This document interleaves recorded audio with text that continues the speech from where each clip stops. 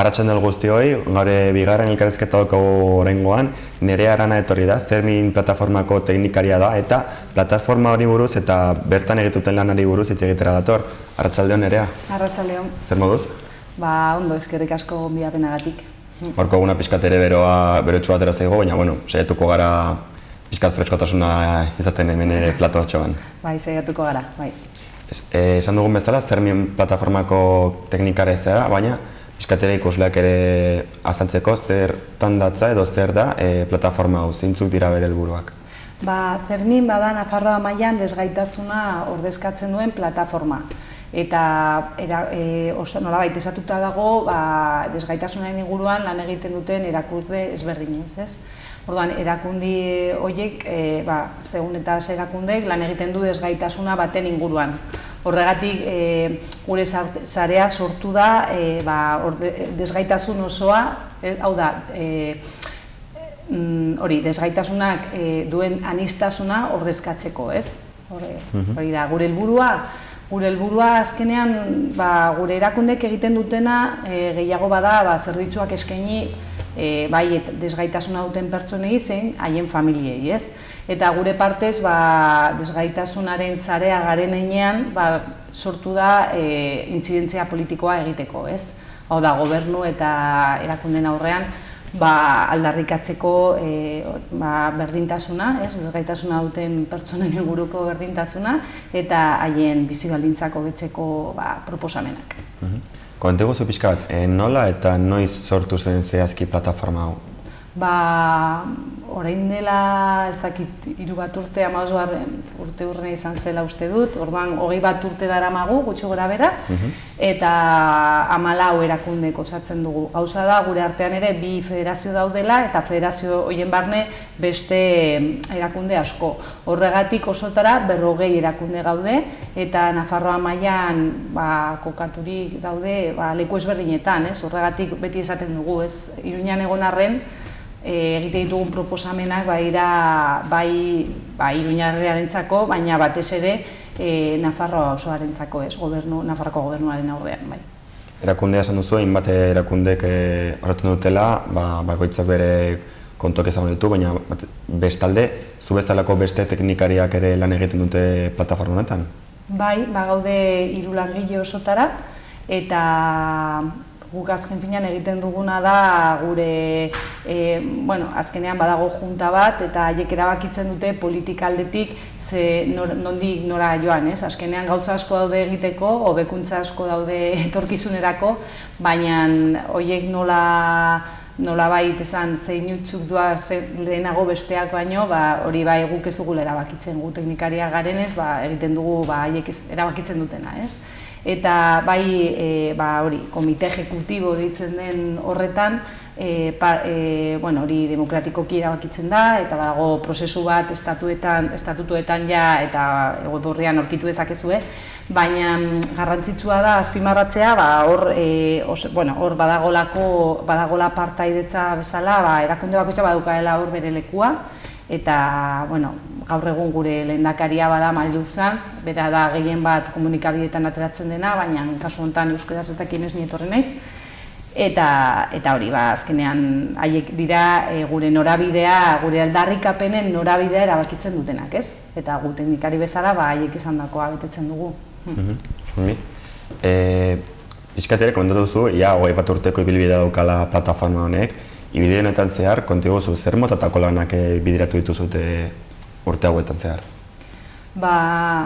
Horrela, oso labur bilduta, beti nik entzuten duana da, gaur egun desgaitasuna gai garrantzitsua bat dela, ez? Batez ere hori agenda politiko guztietan. Eta behintzat, desgaitasunaren inguruko proposamenak egiten direla. Batzuk hobeak, beste batzuk agian ez dira inoena, baina behintzat badago kontzientzia hori, eta hori gu ziur gaude lortu dela bai hori politikoen aldetik zein biztanleen aldetik ziur gaude horretan eragin ona izan dugula, ez? Gutaz hitz egiten denean existitzen gara eta proposamenak egiten ari dira, oraindik asko geritzen dira egiteko, ez? Baina bai urte hauetan gehien bat lortu duguna da gutaz hitz egitea eta gure gaia, nik geroz eta garrantzitsuago izatea, ez? Oraindik ere egiteke daude gauza asko, baina hortze gaude bai. Esan dezakezue orduan gizartean, hemen Iruña herrian edo Nafarroan zehar errotuta dagoen proiektu bat dela Zermin? Bai, nik uste geroz eta, ordezkari moduan geroz eta gehiago kontuten hartzen digute, eta, leku askotan gaude ordezkatuta, ez? Azkenean desgaitasuna zeharkako gai bat denean, behar dugu izan leku bat aldarrikatzeko hezkuntza inguruko aldarrikapena, beste leku bat aldarrikatzeko irisgarritasunak inguruan ditugun proposamenak. Orduan, hortarako lortu dugu lekua izatea Nafarroako Gobernuan dauden kontseilu ezberdinetan, ez? Eta naiz eta kontseiluek ez dute erabakitzeko eskubideri, baina bai proposamenak egiteko gobernu aurrean onak dit, oso balabide ona da, eta baita ere beti politikoki beti izaten dugu lekua bilerak izateko eta gobernuarekin kide ezberdinekin, ez? Eta bai hori Nafarroa mailan zein Iruña herrian, ez?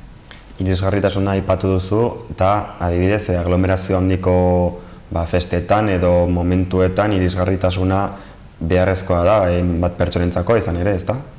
Bai, egunerokotasunean irisgarria oraindik lortu ez den gauza bat bada, are gehiago ez festa giro batean, ez? Azkenean edo manifestaldi batean. Beti esaten dugu olako egoerak zailagoak dira, ez? Irisgarritasuna jorratzeko zeren eta badago aglomerazio jende asko, gero lekua aldatzen da, ez dakit, gauzak asko lekutik aldatzen dira, orduan mugikortasun aldetik zenbait arazo edo berri sortzen dira, eta guk batez ere aldarrikatzen duguna da, badakigu egoera zailagoa dela, irisgarritasuna jorratzeko, baina horretarako mahai gainean jartzen ditugu gure proposamenak, eta azken finean guri galdetzen digutenean zer eskatzen du desgaitasuna duen pertsona batek festa giro batean. Beste inguru batean bezala. Azkenean pertsona hauek nahi dutena da festaz gozatu, eta beste pertsonek ere nahi duten bezala. Gauza da, haiek ezin dutela festaz gozatu, ezin dute parte hartu festa batean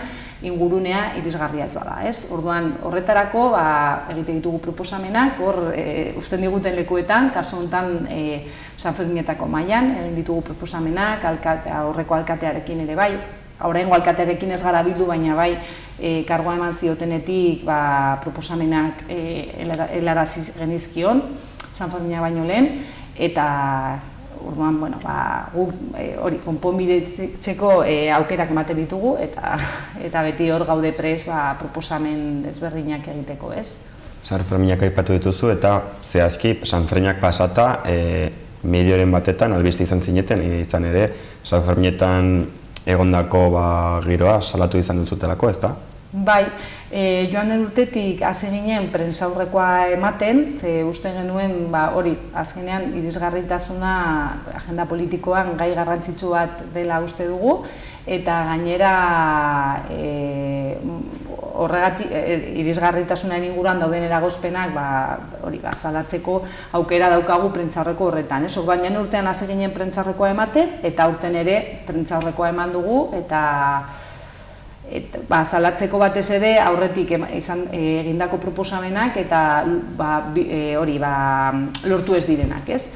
Eta batez ere bai aprobetxatzen dugu, San Ferminak baino lehen egiten duguna da gure kideen artean helarazi aurkitzen dituzten gauza onak edo txarrak, ez, guri esatea, eta guk egiten duguna da hori bildu eta gero prentsarreko hori aprobetxatu proposamen berriak egiteko, ebaluaketa moduan, ez ditugu bakarrik gauza txarrak esaten, baizik eta ere hobetu diren gauzak, ez? Horten, zehazki, komentatzagatik, zein fallo edo ze puntu ikusitu zute ez direla bete festa programa honetan?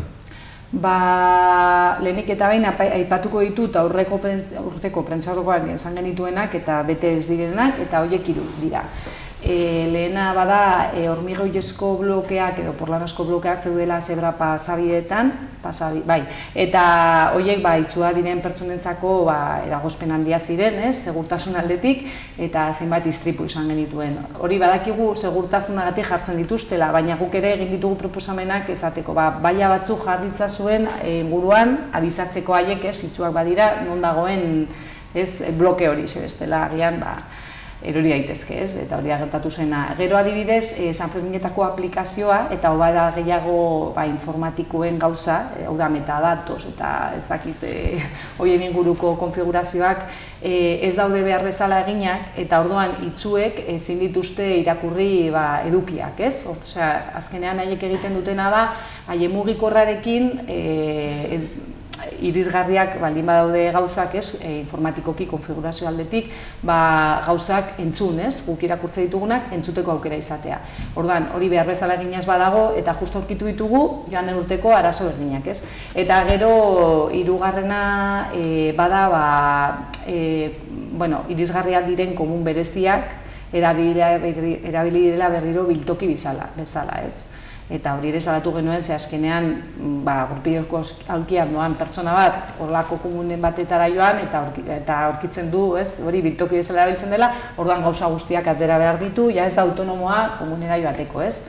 Askotan esaten ziguten, baina nora harrera dagoen pertsona lagun diezaioke, eta azkenean guk betik aldarrikatzen duguna da haiek bere kabuz egin ditzatela gauzak, ez? Eta orduan,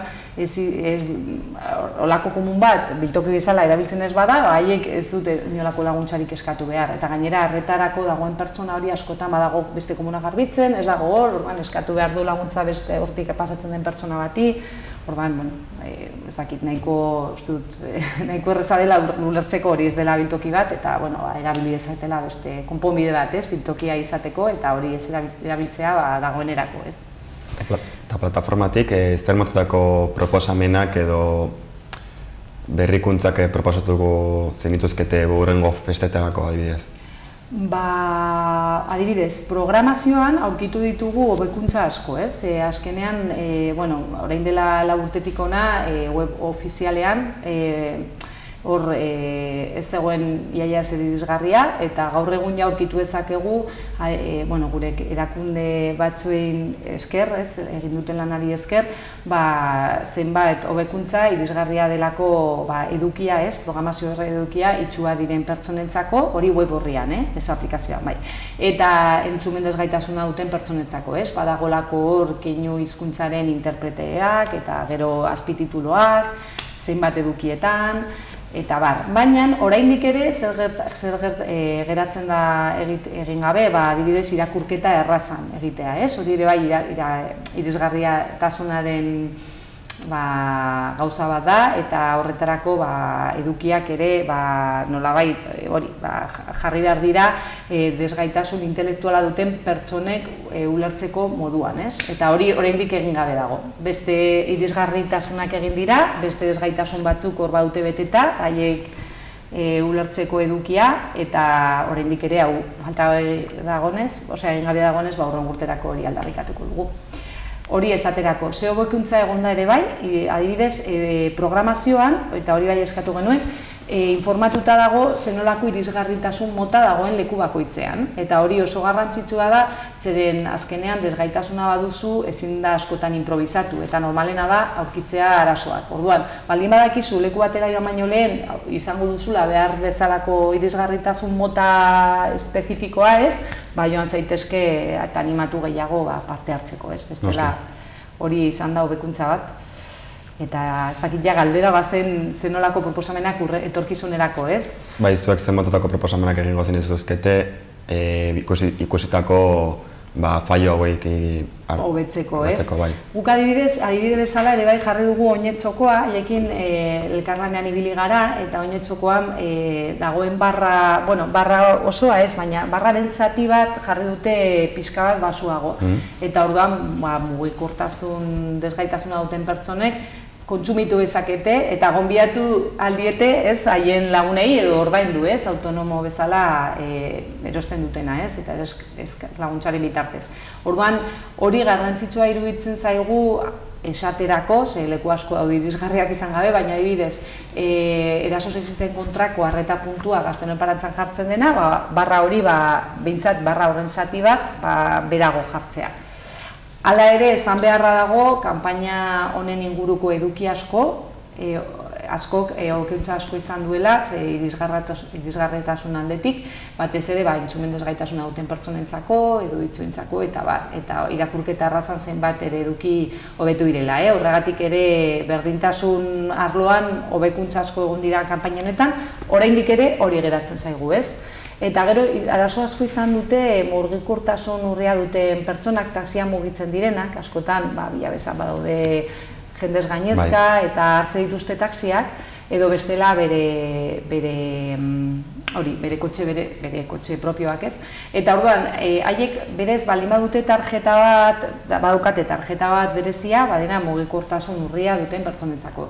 Eta hori legediak esaten du, Iruñako legediak, bermatzen duena da pasatzeko zenbat lekutara ezin da pasa, eta haiek bai eskubidea daukatela pasatzeko, ez?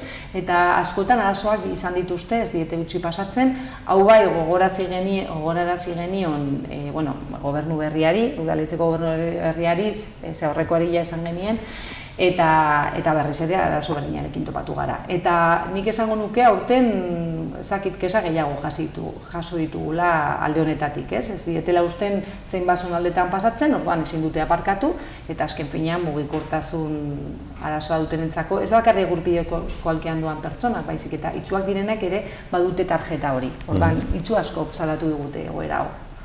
Orduan, arazoak izan dituztela azkenean, heltzeko leku batetik bestera, eta haiek gauzak leku aldatzen badira, azkenean eragozpen handia da, horregatik momentu hauetan erabiltzen dute asko taxia, ez, mugitzeko. Komentatu duzu ere, udalarekin elkarrizketak izan dituzutela aurreko urteetan zehar, baina zehazki urtengo udalberriarekin oraindik ere ez zaretela elkarrizketatu ez da, badaukazute edo badute intentzioa zuekin biltzeko? Bai, aurrekoarekin egon ginen eta gainera asko oso esperientzia ona izan genuen Sanferminetako mailarekin, hor izan genuelako aukera bai udaletxearen aurrean aurkezteko proposamenak, bai beste motatako erakundeak edo ezagutzeko eta harremanetan jartzeko. Badakigu Sanferminak ez dira bakarrik ofizialki ikusten dena, baizik eta horratzean badagola beste programa bat, ez? Eta gainera haiekin askotan egon ginen. Oraingoekin bai eskatu dugu jabilera eta bai erantzun digute esanez hori abuztutik aurrela gurekin bilduko direla. Orduan hor, Sanferminetako mahai ezberdinak jarraitzen duten, seguretzako hori bai izan zela aukera ona.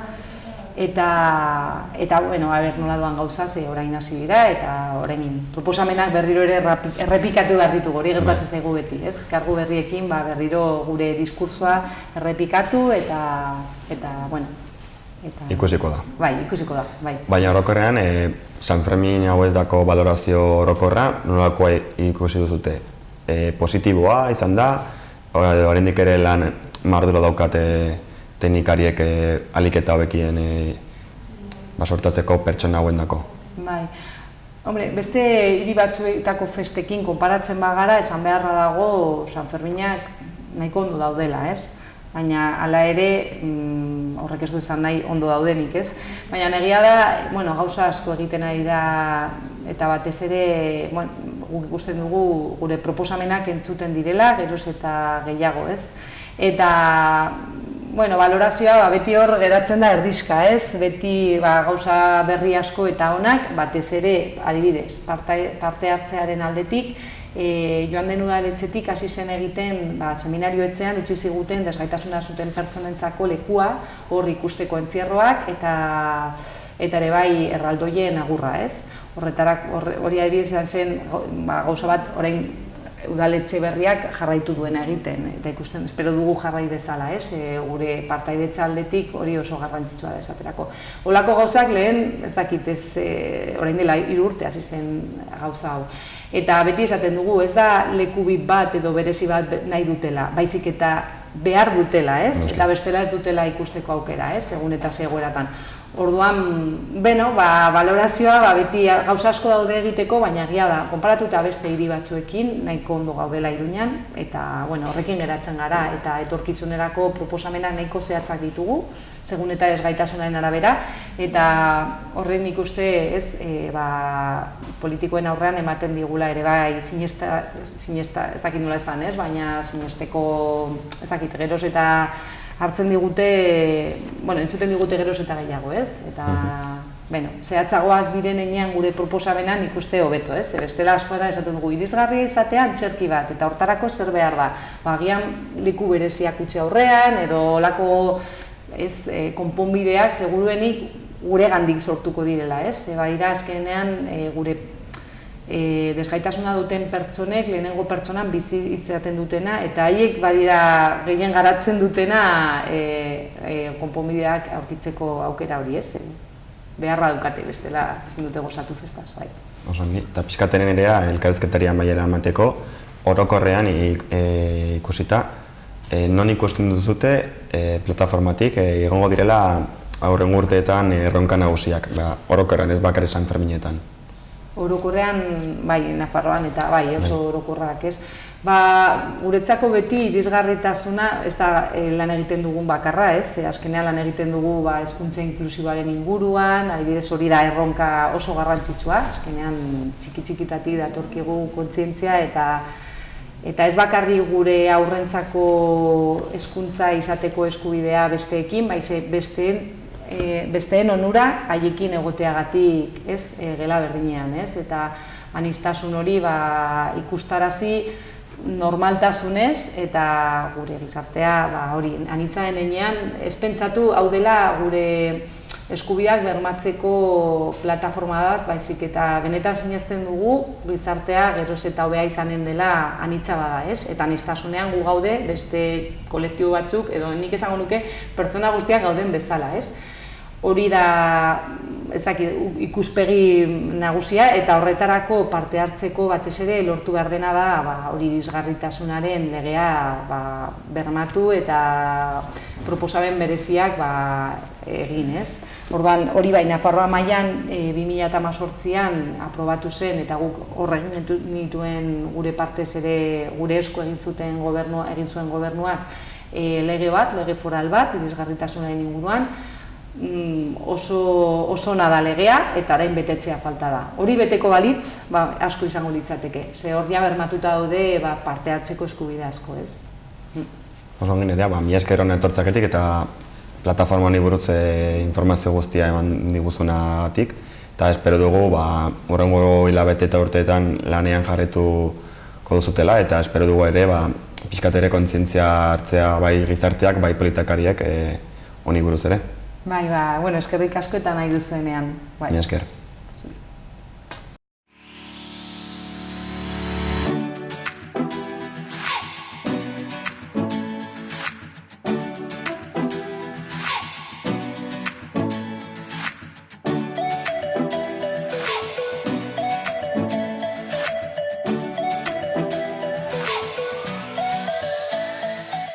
Hau izan da guztia gaurko, eskerrik asko egoteagatik, bihar ere egongo gara berriz ere, eta orain, asteburu honetako Irurzungo jaien irudiekin utziko zaituztego. Mila esker eta bihar arte.